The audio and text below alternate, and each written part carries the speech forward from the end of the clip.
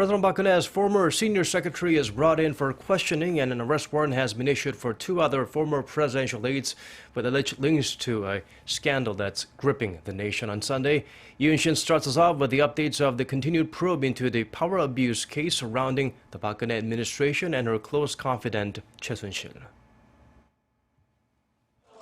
Yet another of President Park Geun-hye's former top aides has been summoned by state prosecutors for questioning. The former senior secretary for Civil Affairs Woo Byung-woo appeared on Sunday at the Seoul Central District Prosecutors office to be interrogated over alleged corruption. Woo assured reporters he'll cooperate with the investigation, but was silent when asked about the details of the allegations against him. He's suspected of embezzling funds from his family-owned company, as well as abuse of authority.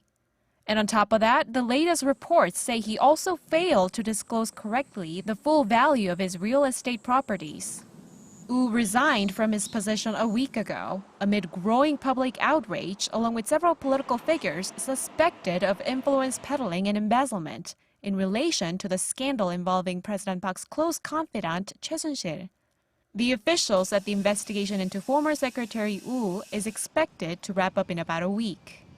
Also earlier in the day, arrest warrants were issued for the former senior presidential secretary for policy coordination, An Jong-bum, and former presidential secretary, Chung Ho-sung, after hours of interrogation that began on Saturday.